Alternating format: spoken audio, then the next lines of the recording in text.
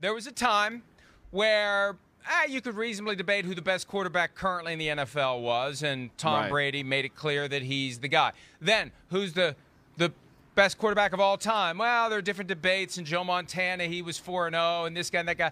Then Tom Brady makes it pretty clear he's the guy. Greatest of all time at any position. That debate is becoming resolved in Brady's favor. And the new debate that kind of trickled in last year, greatest athlete of all time, at least in team sports, if not in any context. You put 20-0 on the wall this year, that becomes a real debate. When you consider everything the guy's done, he's 44 years old. If they could pull something like that off, and we are way ahead of ourselves even having the conversation, but we're looking for motivation here.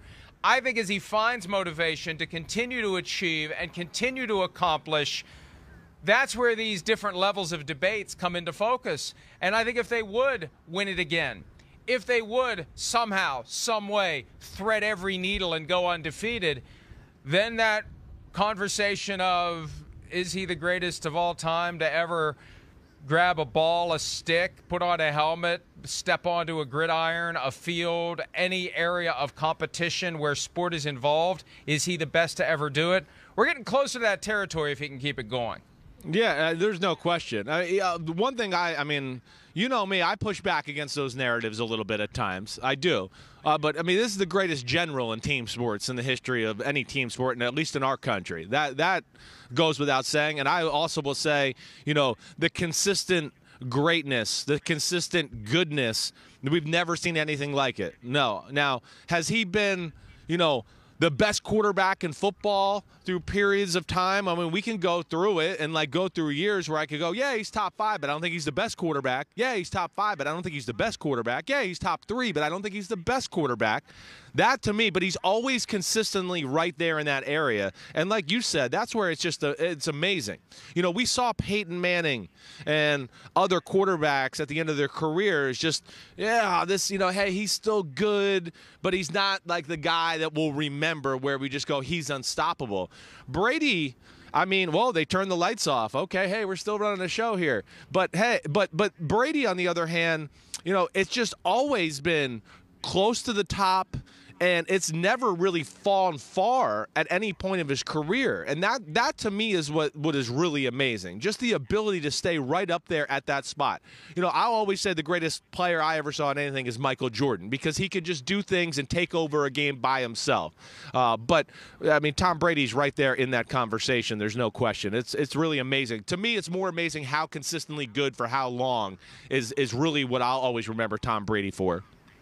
And you mentioned Michael Jordan, and we're now 5 years removed from the Super Bowl that caused me to say Tom Brady has reached that level of performance after they came back and beat the Falcons in Houston 28-3, where you must be able to say, you must put yourself in a position where you can claim you saw the guy play in person, and the chances for doing so are running out. And here we are 5 years later, and there's still an unlimited supply of chances to go see Tom Brady. And, Chris, I go back to March of last year when Tom Brady became a free agent, and I think about the teams that wanted him, the teams that didn't, the fact that he wanted to go to the 49ers. They said no thank you.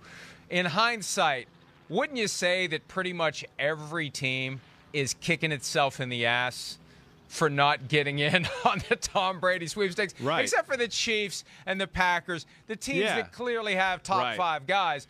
I mean, what was everyone missing in the fact that Tom Brady was ready to find a next level? Well, and you can't blame the rest of us because we've never seen this before. No, you can't. But see, that's where I push back about, you know, oh, he's still one of the 2 or 3 best quarterbacks in the sport. I go, no, he's not. He's still really awesome. He's 44. There are still, you know, some things he can't do that the other great quarterbacks in the sport can do. And that's where I get back to that conversation because, yes, you're right. Teams, did they make mistakes not getting him? Sure. but go back and watch the 2019 film in New England. Now, I certainly think there's other quarterbacks that are in the league, Rodgers, Mahomes, other, that could have made a lot more happen with that team than Tom Brady did. He needed the right fit around him at this point, and I think that's what scared people. I think really they looked at it and went, man, 2019 he was good, but he didn't make a whole lot of plays. Of course, the team around him wasn't real talented, so that didn't help out like we've talked about. But I think that the age and then that film of that year scared people to go, wait, I'm not sure. But Tampa, I think, had a little inside info with Jason Light. They know the kind of player Brady is. And I think they knew that they had the type of team that could protect him in the pocket. And, hey, he'll figure out the offense and still make the throws. And that's where it was the perfect fit. And, yeah, a team like the 49ers, they could have made it happen, too, because if they had the same type of thing, right, good offensive coach, some weapons, an offensive line to protect them, they would be one of those teams you'd look at and go, they could have made Brady maybe look the same way he did last year as well. You know what I'm saying? I don't know if they win the Super Bowl, but you get the point I'm trying to make.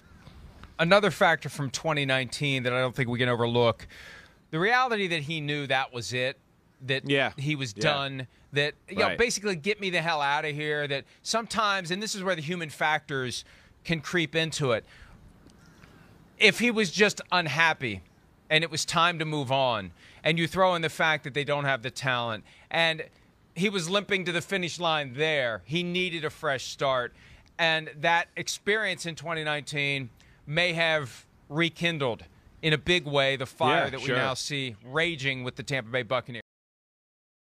Hi, I'm Mike Tirico, and thanks for watching.